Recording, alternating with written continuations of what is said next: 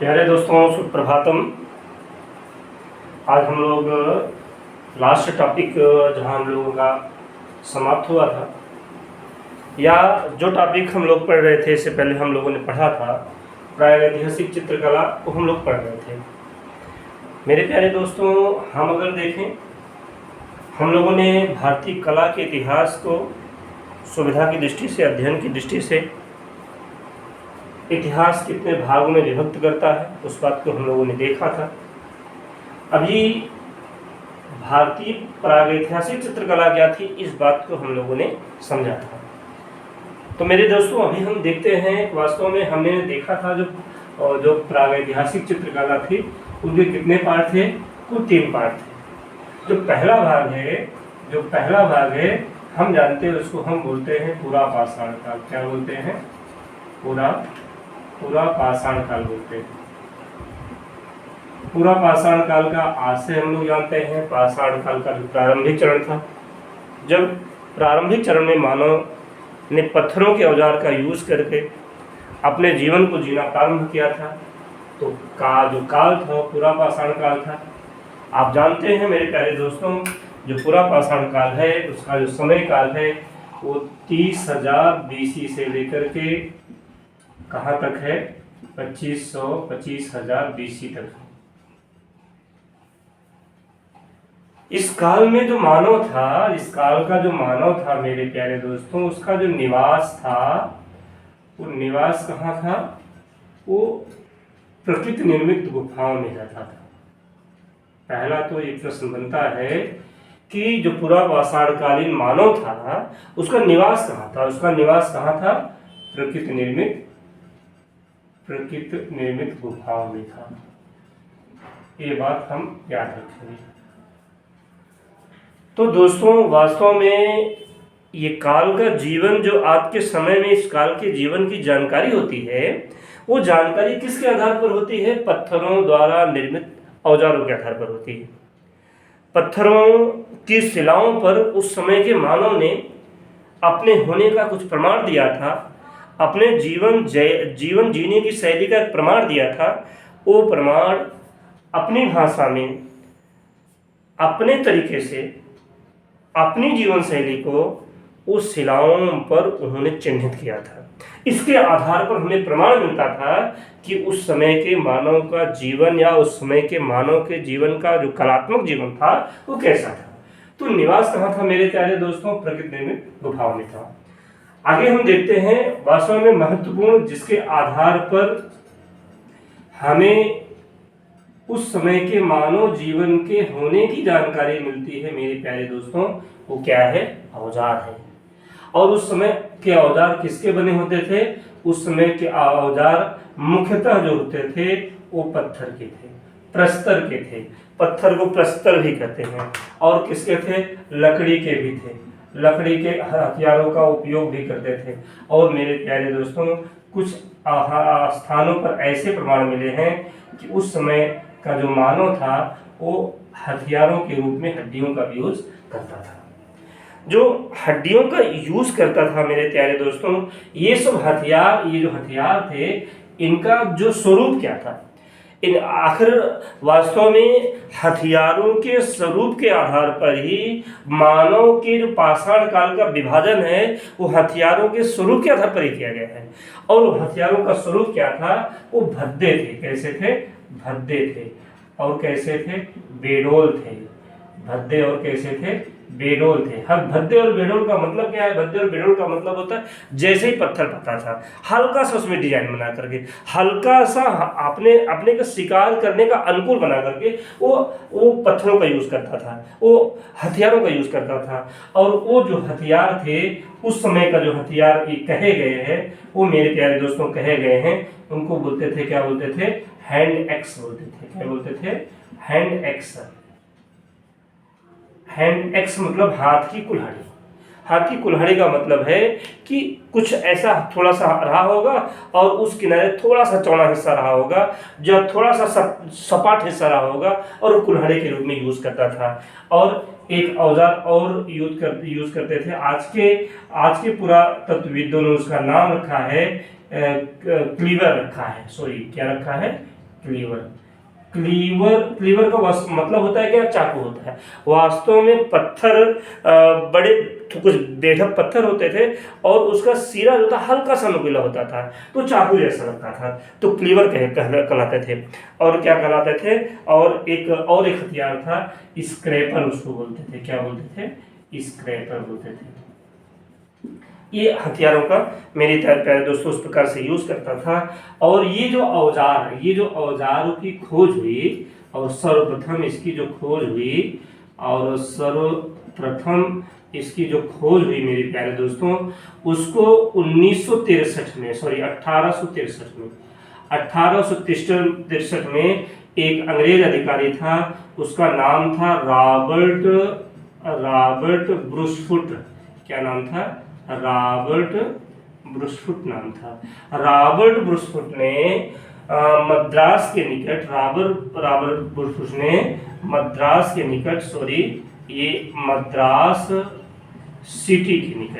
Madras city के निकट उन्होंने क्या, पल्लावरम एक स्थान है मेरे प्यारे दोस्तों, क्या है? पल्लावरम नामक स्थान पर, यानी जो पत्थर और लकड़ी की हड्डियों और बेडौल, जो पत्थर लकड़ी और हड्डियों को जो बेडौल औजार थे, उस औजारों का पल्लावरम में एक जखीरा प्राप्त किया था। यानी रॉबर्ट ब्रूस ने इन औजारों की खोज कहाँ की थी? मद्रास सिटी में पल्लावरम एक स्थान है, और पल्लावरम के आसपास कुछ और स्थान हैं। यानी पल्लावरम या मद्रास सिटी के आसपास जो मेरे प्यारे दोस्तों उन्होंने स्थान देखा था, वो क्या था? अंगोला। वो क्या था? अंगोला और चिंगेलपुट, और क्या था? चिंगेलपुट और कुडापा। और क्या था? कुडापा था। ये इन स्थानों पर पर्याप्त रोशनी, पल्लावरम के आसपास जो मद्रास सिटी के पास मेरे प्यारे दोस्तों स्थान है, इन स्थानों पर इन औजारों की खोज रॉबर्ट ब्रूसफुट ने 1863 में की थी। इसके आधार पर वास्तव में पूरा पाषाणकालीन मानव का ये स्थान क्या कहलाया? निवास स्थल कहलाया। क्या कहलाया? अभी तक भारतीय प्रायद्वीप में जो मानव के रहने का, जो पूरा पाषाण मानव के रहने का स्थान पाया जाता है, वो अंगोला, चिंगोलपुट और कुडापा। इन स्थानों के अलावा भारत में पूरा पाषाणकालीन मानव के रहने का साक्ष्य बहुत कम मात्रा में उपलब्ध है। इस नाते से पूरा पाषाण काल के मानव का जो निवास स्थान है, एक सीमित स्थान पर, एक सीमित दायरे पर, मद्रास सिटी के पास अंगोला, चिंगेलपुट और कुडापा नामक स्थानों पर ऐसा माना जाता है। और हड्डी का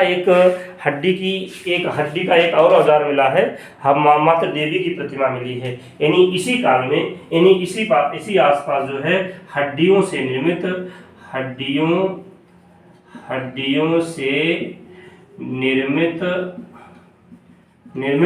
मातृ देवी की एक छोटी सी प्रतिमा भी पाई गई है। मातृ देवी की एक प्रतिमा भी मिली है मेरे प्यारे दोस्तों। ये मातृ देवी की प्रतिमा जो मिली है, वास्तव में थोड़ा सा अंतर डालता है कि पत्थर के औजार कैसे थे, बेडोल थे, भद्दे थे, लेकिन कहीं एक विशेष स्थान पर मातृ देवी की प्रतिमा मिली है। इसका मतलब कलात्मक रूप से उस समय का मानव थोड़ा सा सजग था। पूरा पाषाण काल की एक विशेष बात थी। पूरा पाषाण काल के प्रारंभिक चरण में मानव क्या था? मानव कच्चे मांस को खाता था, जैसे जानवर को पकड़ता था वैसे पकड़ के खा जाता था। लेकिन मेरे प्यारे दोस्तों, यहाँ पर पूरा पाषाण काल का एक जो महत्वपूर्ण टॉपिक है, इस बात को आप याद रखेंगे। पूरा पाषाण काल में आग की खोज होती है। यानी इस पाषाण काल में किसकी खोज होती है? आग का आविष्कार होता है। क्या होता है? यानी विशेष उपलब्धि पूरा पाषाण के मानव की है कि इस काल के मानव ने आग का आविष्कार कर लिया था। अगर प्रश्न में आता है आग का आविष्कार कब हुआ था, बहुत ही इंपॉर्टेंट टॉपिक है मेरे प्यारे दोस्तों। खासकर कला सब्जेक्ट की दृष्टि से ही नहीं, इतिहास की दृष्टि से भी जो मानव ने आग का आविष्कार कब किया था, वो पूरा पाषाण काल में किया था। इस बात को हम याद रखेंगे। अब दूसरा जो समय काल मनुष्य का चलता है, हथियारों में थोड़ी सी सजीवता आती है, हथियार थोड़े छोटे होते हैं उस समय, और उस समय के काल को क्या बोलते हैं? मध्य पाषाण काल बोलते हैं। क्या बोलते हैं? मध्य पाषाण काल बोलते हैं। यानी जो प्रागैतिहासिक काल का दूसरा चरण है वो क्या है? मध्य पाषाण काल। क्या है? मध्य पाषाण काल है। तो मेरे प्यारे दोस्तों, मध्य पाषाण काल का समय काल आप जानते ही हैं, 25,000 BC से लेकर के कितना है वो 10,000 BC के आसपास तक है। तो बात ध्यान में रखेंगे, हम बात ध्यान में रखेंगे, जो मध्य पाषाण काल में जो जानकारी है बहुत कम मात्रा में उपलब्ध है। मध्य पाषाण कालीन मानव के जो साक्ष्य हैं वो इतिहासकारों के बहुत कम मात्रा में उपलब्ध हैं। जो भी उपलब्ध हैं ये जो मध्य पाषाण काल है, जो मिडिल एज है मेरे प्यारे दोस्तों, वास्तव में किसका मध्य का है? ये नव पाषाण काल। किसका है? ये नव पाषाण काल। और किसका मध्य है मेरे प्यारे दोस्तों? ये पूरा पाषाण काल का मध्यकाल है। पूरा पाषाण काल का मध्यकाल है। इस नाते से अगर हम इस मिडिल एज का प्रारंभिक चरण देखें, मिडिल एज का प्रारंभिक चरण किसके आसपास का है? पूरा पाषाण काल के आसपास का है। और इस मिडिल के एज का हम जो उत्तर चरण देखें, लास्ट का चरण देखें, तो किससे मिलता जुलता है? ये नव पाषाण काल से मिलता जुलता है। इस नाते से चूंकि यहाँ पर साक्ष्य बहुत कम मात्रा में उपलब्ध हैं, इस नाते से मध्य पाषाण काल को जो मिडिल एज है, मध्य पाषाण काल को यानी पूरा पाषाण काल का और नव पाषाण काल का क्या बोलते हैं मेरे प्यारे दोस्तों? संक्रमण काल बोलते हैं। क्या बोलते हैं? संक्रमण काल बोलते हैं। विशेष बात थी, इस समय जो औजार थे वो औजार में थोड़ा सा परिवर्तन आया। यानी इस समय काल के औजार में थोड़ा सा परिवर्तन आया। इस समय के औजार कैसे हो गए? छोटे हो गए। कैसे हो गए? छोटे हो गए। ध्यान करिए, छोटे होने का कारण क्या रहा होगा? उस समय मानव ने देखा होगा कुछ ऐसे हिंसक पशु रहे होंगे जिनको मारने के लिए उनसे संघर्ष करना पड़ता रहा होगा। उस संघर्ष से बचने के लिए मानव ने हथियार में अपने थोड़ा सा परिवर्तन किया, हथियार को थोड़ा सा नुकीला किया और छोटा किया। क्योंकि छोटे हथियार को दूर से फेंक करके, छोटे हथियार को क्या करते थे? वो दूर से फेंक करके शिकार कर लेते थे। इस नाते से इस कार का औजार कैसे हो गए? छोटे हो गए। छोटे होने के कारण से मेरे प्यारे दोस्तों एक माइक्रोलिथिक हथियार कहलाए। क्या कहलाए? माइक्रोलिथिक हथियार कहलाए। माइक्रो का मतलब होता है मेरे प्यारे दोस्तों वो छोटा होता है। माइक्रो का मतलब क्या होता है? छोटा होता है। हमने कहा साक्ष्य इस समय कम मिले हैं। जो सबसे बड़ा साक्ष्य मिला है जो मध्य का पाषाण कालीन मानव का, मेरे प्यारे दोस्तों, जो मध्य पाषाण कालीन मानव का जो बड़ा केंद्र मिला है, यानी भारतीय उपमहाद्वीप में जो बड़ा केंद्र मिला मेरे प्यारे दोस्तों, वो कहाँ है? वो एक स्थान है बगोर। क्या स्थान है? बगोर में मिला है। ये बगोर कहाँ है? बगोर भीलवाड़ा है। बगोर भीलवाड़ा में पड़ता है। भीलवाड़ा आप सभी जानते हैं राजस्थान का एक सुप्रसिद्ध शहर है। आगे आप पढ़ेंगे भीलवाड़ा जो है जैन धर्म की दृष्टि से बहुत ही महत्वपूर्ण स्थान है। इस समय और एक विशेष बात हुई थी। इस समय इस काल की जो और एक विशेषता थी, मानव अस्थिपंजर इसी काल में प्राप्त हुए। जो मानव अस्थिपंजर मेरे प्यारे दोस्तों प्राप्त हुए, वो मानव अस्थिपंजर जो है वो मध्य पाषाण काल में ही प्राप्त हुए। मध्य पाषाण काल में प्राप्त हुए। ये बात याद रखेंगे। इस मानव अस्थिपंजर जो सबसे प्राचीन मध्य पाषाण कालीन जो सबसे प्राचीन मानव अस्थिपंजर मिलता है मेरे प्यारे दोस्तों, वो उत्तर प्रदेश का एक स्थान है, प्रतापगढ़ जिला है प्रतापगढ़। और प्रतापगढ़ में एक स्थान है सराय नाहर। यानी जो मानव अस्थिपंजर है, जो सबसे प्राचीन मानव अस्थिपंजर है, जो मेरे प्यारे दोस्तों सबसे प्राचीन मानव अस्थिपंजर है, वो प्रतापगढ़ के सराय नाहर, यानी जो सबसे प्राचीन अस्थिपंजर है। अगर हम कहें सबसे प्राचीन अस्थिपंजर जो है वो प्रतापगढ़ जिला। कहाँ जिला है मेरे प्यारे दोस्तों? प्रतापगढ़, ये यूपी में पड़ता है। और प्रतापगढ़ में एक स्थान है, कौन सा स्थान है? सरायनाहर। सरायनाहर यानी भारतीय उपमहाद्वीप में सरायनाहर एक स्थान है जो सबसे प्राचीन मानव अस्थिपंजर प्राप्त होता है। मदहा और सरायनाहर प्रतापगढ़ में एक तहसील पट्टी है। पट्टी में वो सरायनाहर स्थान है, यहाँ पर मानव का सबसे प्राचीन अस्थिपंजर प्राप्त होता है।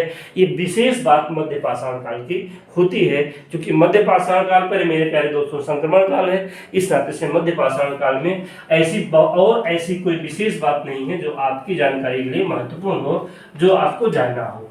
मैक्सिमम जितनी बातें जानकारी इतिहास को है वो लगभग इतनी ही बातें मध्य पाषाण काल के विषय में लोगों को जानकारी है। अगला पाषाण काल का जो अंतिम चरण है वो हम जानते हैं मेरे प्यारे दोस्तों। और कौन सा पाषाण काल है? नव पाषाण काल। नव माने ही नया होता है, जानते हैं नव माने क्या होता है? नव पाषाण काल।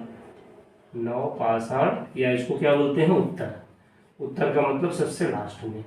नव पाषाण काल या उत्तर पाषाण काल। मेरे प्यारे दोस्तों इसका समय काल आप जानते हैं 10,000 BC से लेकर के 3000 BC के आसपास तक का इसका समय काल माना जाता है। वास्तव में आपकी जानकारी की दृष्टि से जो मध्य पाषाण काल है ये बहुत ही महत्वपूर्ण है। पुरा पाषाण काल बहुत ही महत्वपूर्ण है। जो पुरा पाषाण कालीन मानव की खोज करने का स्टेज हो जाता है, ये जो खोज, जो पुरा पाषाण, जो नव पाषाण काल के हथियारों का, नव पाषाण काल के जीवन का सर्वप्रथम इसका खोज करने का जो श्रेय जाता है, एक अंग्रेज अधिकारी था, एक अंग्रेज पुरातत्वविद था। इसको हम याद रखेंगे मेरे प्यारे दोस्तों। इसका नाम था डॉक्टर प्राइमरोज। क्या नाम था? Doctor primrose. ये बात याद रखेंगे, परीक्षा की दृष्टि से महत्वपूर्ण है। डॉक्टर प्राइमरोज ने नव पाषाणकालीन मानव की खोज की थी। जो भारतीय उपमहाद्वीप में सबसे प्राचीन बस्ती प्राप्त होती है नव पाषाण काल में। नव पाषाण काल की जो महत्वपूर्ण एक विशेषता है, इस समय जो मानव था, इस समय मानव सामूहिक रूप से जीवन यापन करना प्रारंभ किया। यानी मानव जो था, एक विशेषता थी मेरी प्रिय दोस्तों, सामूहिक रूप से सुरक्षा की दृष्टि से बस्तियां बना करके, यानी कैसा रहना शुरू किया मेरे प्यारे दोस्तों, बस्तियां बनाकर रहना प्रारंभ किया। यानी नव पाषाण काल की, यानी मानव बस्तियों में रहना प्रारंभ कब किया? नव पाषाण काल में। और जो सबसे पुरानी बस्ती प्राप्त होती है, जो सबसे प्राचीन बस्ती है मेरे प्यारे दोस्तों, जो अगर हम भारतीय उपमहाद्वीप, देखिए भारतीय उपमहाद्वीप का मतलब क्या होता है? भारतीय उपमहाद्वीप का मतलब भारत ही नहीं होता है। भारतीय उपमहाद्वीप का मतलब आज के परिवेश में, चाहे हम लंका को लें, चाहे म्यांमार को लें, चाहे बांग्लादेश को लें, चाहे उधर श्रीलंका को लें, और पूरे भारत को लें, ये सब भारतीय उपमहाद्वीप के अंतर्गत आता है। यानी भारतीय उपमहाद्वीप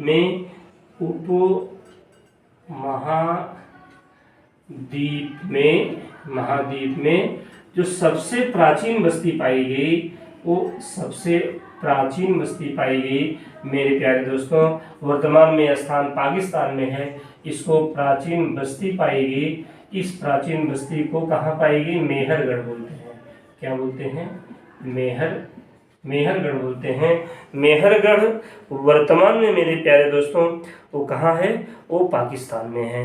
और अगर हम बस्ती की बात करें तो यहाँ पर मेरे प्यारे दोस्तों जो बस्तियों में रहता कैसे था? बस्तियों में रहता था निश्चित स्वरूप है, अपने लिए कोई छत ढूंढेगा, अपने लिए कोई आवास ढूंढेगा।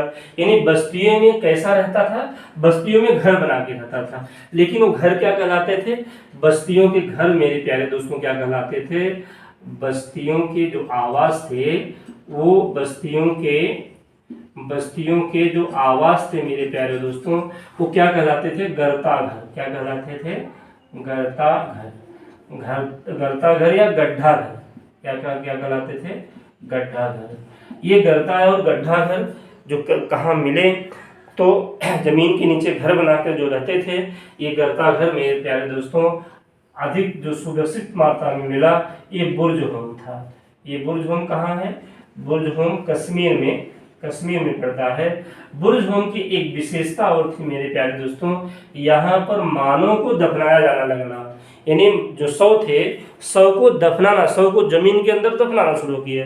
यानी शव के साथ, यानी क्या बोलते थे, यहाँ पर एक विशेषता थी मानव को मेरे प्यारे दोस्तों, शव के साथ कुत्तों को शव के साथ क्या थे, कुत्तों को दफनाने की परंपरा थी। कुत्तों को दफनाने की क्या थी, परंपरा थी। कुत्तों को दफनाने की परंपरा का आशय है कि वास्तव में उस समय मानव ने पशुपालन प्रारंभ कर दिया था।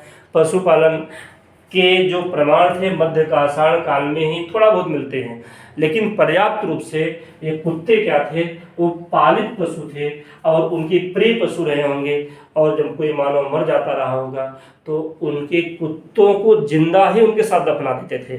क्योंकि जो बुर्ज होम है, बुर्ज होम में मानव के साथ दफनाए गए कुत्तों के भी अवशेष प्राप्त होते हैं। ये बात मेरे प्यारे दोस्तों हम ध्यान रखेंगे। यहाँ पर अगर हम हथियारों की बात करें, बहुत ही इंपॉर्टेंट टॉपिक बनता है। अगर मेरे प्यारे दोस्तों इस काल के मानव के हथियार की बात करें, अगर हम इस काल के मानव की हथियार की बात करें, क्योंकि अभी मैंने कहा हथियार के आधार पर ही हम इनका काल विभाजन इतिहास ने किया। तो जो हथियार थे मेरे प्यारे दोस्तों इस समय क्या हो गए, वो शार्प हो गए, नुकीले हो गए। कैसे हो गए? नुकीले और छोटे हो गए। हथियार कैसे हो गए? नुकीले और छोटे हो गए। यानी वो भाला जैसा बनाते थे, पत्थर का भाला बना लेते थे। पत्थर की जो कुल्हाड़ी थी, पत्थर की कुल्हाड़ी में शार्पनेस आ गई, यानी उसमें वो क्या बोलते, पत्थर की डंडी ही लगा, जो उसका जो हत्था था वो पत्थर का होता था, आगे कुल्हाड़ी नुमा बना रहता था। इस समय नुकीले और छोटे हथियार थे मेरे प्यारे दोस्तों। और हथियार में एक विशेषता थी, हथियार में इस समय के हथियार जो थे, मानव ने पालिशदार पत्थरों का प्रयोग करना शुरू किया। कैसा किया? यानी हथियार को पालिश करते थे, पालिशदार हथियार। आशय हुआ कि इस समय मानव ने विभिन्न प्रकार के रंगों को इकट्ठा करके हथियार को पालिश करना सीख गया। यानी ये प्रश्न परीक्षा की दृष्टि से बहुत ही इंपॉर्टेंट प्रश्न है। अभी मेरे प्यारे दोस्तों जो अभी वर्तमान में 2021 में टीजीटी का जो एग्जाम हुआ था, यानी वो पालिशदार हथियार मानव ने कब प्रारंभ शुरू किया था, वो नवपाषाण काल में शुरू किया था। ये पालिशदार हथियार आपकी दृष्टि से बहुत ही इंपॉर्टेंट है, इस बात को याद रखेंगे। आगे देखते हैं मेरे प्यारे दोस्तों, पालिश, यानी इसका मतलब हुआ कि इस काल में पालिश लगाने की कला का आरंभ हुआ था। यानी पालिश, याद रखेंगे, पालिश लगाने की जो कला का आरंभ हुआ था, कला का आरंभ माना जाता है। और जो महत्वपूर्ण टॉपिक है मेरे प्यारे दोस्तों, इस काल के मानव की उपलब्धियां क्या थी, और एक एक उपलब्धि को हम ध्यान से समझते हैं। और इस उपलब्धि को जानना मेरे प्यारे दोस्तों आपके लिए बहुत ही इंपॉर्टेंट है। तो उपलब्धियां जरा चेक करते हैं, इस काल के मानव की उपलब्धियां क्या थी। पहला तो मेरे प्यारे दोस्तों इस काल के मानव ने कृषि करना शुरू कर दिया था। आशय हुआ कि जब उसने जानवरों को पालना शुरू किया, पशुपालन शुरू किया, उस समय पशु को मित्र के रूप में देखा। कहीं न कहीं वो पशुओं के मांस को खाना बंद किया होगा और पशुओं से निर्मित जो उत्पाद थे, अपने जीवन यापन के लिए पशुओं से निर्मित उत्पाद का यूज करना शुरू हुआ। उत्पाद में महत्वपूर्ण बात रही होगी उस पशुओं के दुग्ध की बात रही होगी मेरे प्यारे दोस्तों।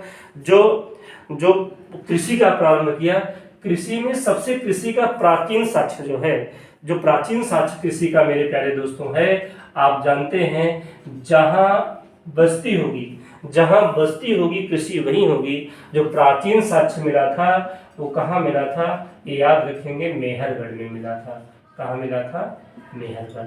क्योंकि आप ध्यान करिए सबसे प्राचीन बस्ती कहाँ मिली थी, सबसे प्राचीन बस्ती जो मिली थी मेरे प्यारे दोस्तों वो मेहरगढ़ में ही मिली थी। और यहाँ पर प्रमुख फसलों की अगर हम बात करें, किसकी बात करें, प्रमुख फसलों की बात करें, तो यहाँ के प्रमुख फसल थे मेहरगढ़ में सबसे प्राचीन फसल के रूप में क्या मिलता है, गेहूं मिलता है और जौ मिलता है। गेहूं और जौ के विषय में आप सभी जानते हैं। चावल का जो प्राचीनतम साक्ष्य है, यहाँ ये भी याद रखेंगे मेरे प्यारे दोस्तों, जो चावल का जो है वो प्राचीनतम साक्ष्य, ध्यान करिएगा, यानी गेहूं और जौ का प्राचीनतम साक्ष्य कहाँ है, गेहूं और जौ का प्राचीनतम साक्ष्य कहाँ मिला मेरे प्यारे दोस्तों, मेहरगढ़ में मिला है। यानी गेहूं और जौ, यानी कृषि में मनुष्य गेहूं और जौ का यूज करता था, वो सबसे प्राचीनतम साक्ष्य कहाँ मिला है, वो मेहरगढ़ में मिला है। लेकिन अगर हम चावल का प्राचीनतम साक्ष्य की बात करें मेरे प्यारे दोस्तों, वो क्या है, एक स्थान है कोल्डिहा, एक स्थान है कोल्डिहा है, ये कोल्डिहा है, ये कोल्डिहा है मेरे प्यारे दोस्तों, कोल्डिहवा बोलते हैं। ये प्रयागराज में है। कहाँ है, त्रिवेणी नगरी, संगम की नगरी, गंगा यमुना और सरस्वती का जहाँ संगम होता है वो कौन सा स्थान है मेरे प्यारे दोस्तों, प्रयागराज है। तो प्रयागराज का वर्तमान पुराना नाम आप जानते हैं इलाहाबाद है, वर्तमान नाम प्रयागराज है। यानी प्रयागराज में एक तहसील है मांडा तहसील नहीं है, मांडा नामक स्थान के आसपास एक कोल्ढीवा एक स्थान है, वहाँ पर प्राचीन चावल का साक्ष्य मिला है। चावल की भूसी मिली है जो किस काल की है, जो उत्तर पाषाण कालीन है। ऐसा ये बात हम ध्यान रखेंगे। और जो बड़ी बात थी मेरे प्यारे दोस्तों, इस काल की जो दूसरी उपलब्धि थी वो पहिए का आविष्कार हो गया था। किसका आविष्कार हो गया था, पहिए का आविष्कार हो गया था। और पहिए के आविष्कार से मानव के जीवन में मेरे प्यारे दोस्तों क्रांतिकारी परिवर्तन आया। पहिए के आविष्कार से वो क्या करता था, पहिए नुमा गाड़ी बना करके वो बैलों के साथ नाच करके, बैलों के साथ या घोड़ों के साथ नाच करके एक स्थान से दूसरे स्थान तक जाने का कार्य वो करता था। और जो अगली बात थी मेरे प्यारे दोस्तों, मिट्टी के बर्तन, मनुष्य ने उस समय मिट्टी के बर्तन बनाना आरंभ कर दिया था। और बनाता कैसे था, बनाना प्रारंभ कर दिया था। बनाता कैसे था, वो पहिए की चाक पर, इस पर बनाना शुरू कर दिया था, वो पहिए की चाक पर। ये बहुत बड़ी घटना थी मेरे प्यारे दोस्तों, यानी पहिए की चाक भी बना लिया था। और पहिए का चाक जानते हैं, वर्तमान समय में आप देखते हैं जो प्रजापति वर्ग के लोग हैं, जो मिट्टी का बर्तन आज भी बनाते हैं, उनके यहाँ आप जाके देखेंगे तो एक पहिया होता है। यानी उस समय के पहिए की जो तकनीक थी आज भी बर्तन बनाने के यूज में चली आ रही है। यानी ये महत्वपूर्ण उपलब्धि थी कि मिट्टी के बर्तन उन्होंने बनाना प्रारंभ कर दिया था। वैसे हाथ से ही नहीं बनाता था, वो कैसे बनाता था, पहिए की चाक पर बनाना आरंभ कर दिया था। और इस काल की जो महत्वपूर्ण उपलब्धि है मेरे प्यारे दोस्तों, मानव ने चित्रकला का उपयोग करना प्रारंभ कर दिया था। यानी विभिन्न प्रकार के रंगों का यूज करना प्रारंभ कर दिया था। और नुकीले पत्थरों से शैल चित्रों पर, यानी पहाड़ियों पर, गुफाओं पर वो चित्रकला बनाना आरंभ कर दिया था। उस समय का उनका जीवन जैसा था, उनके जीवन को कला के माध्यम से गुहाओं में, पहाड़ों पर, शिलाओं पर उसको उन्होंने बनाना आरंभ कर दिया था। यानी महत्वपूर्ण उपलब्धि थी, चित्रकला का प्रयोग उस समय शुरू हुआ। परीक्षा में आपकी दृष्टि से जो ऐसे भैया जो कला से परीक्षा दे रहे हैं, चित्रकला का प्रयोग मानव किस काल में आरंभ किया माना जाता है, नवपाषाण काल में, पुरापाषाण काल में, मध्यकाल में, वैदिक काल में या आद्य प्रागैतिहासिक काल में। तो चित्रकला का प्रयोग कब शुरू होता है मेरे प्यारे दोस्तों, वो चित्रकला का प्रयोग जो होता है वो नवपाषाण काल में मानव ने चित्रकला का उपयोग करना प्रारंभ कर दिया था। पालिश लगाने की परंपरा हमने बता दिया था कि बर्तनों को उस समय का माना नवपाषाण के माना, बर्तनों पर पालिश करना भी प्रारंभ किया था। एक महत्वपूर्ण याद रखेंगे मेरे प्यारे दोस्तों, वास्तव में जो नवपाषाणकालीन मानव है। डॉक्टर प्राइमरोज की खोज के अनुसार आप देखते हैं, जब हम पुरा पाषाण काल के मानव के हमने देखा था, वो मद्रास सिटी के आसपास पल्लावरम नामक स्थान पर चिंगेलपुर कोडिपा और क्या बोलते हैं उसको, अंगोला, ऐसे स्थानों पे रहता था। लेकिन यहाँ तक पहुँचते तक मानव लगभग पूरे भारतवर्ष में फैल चुका था। पूरे भारतवर्ष में नवपाषाणकालीन मानव के जो अवशेष हैं, जो उनके रहने के साक्ष्य हैं, वो पाए जाते हैं। लेकिन इसका जो केंद्र, मेरे प्यारे दोस्तों, केंद्र था, जो सेंटर था, जहाँ पर सबसे विकसित सभ्यता पर वहाँ की मिलती है, वो क्या है, बेल्लारी है। यानी क्या स्थान है, बेल्लारी है। याद रखेंगे, नवपाषाणकालीन मानव का जो रहने का, जो निवास का जो प्रमुख केंद्र है, वो क्या है, नवपाषाणकालीन मानव के रहने का जो प्रमुख केंद्र है मेरे प्रिय दोस्तों, वो क्या है, तो आप याद रखेंगे, वो क्या है, बेल्लारी है। धन्यवाद।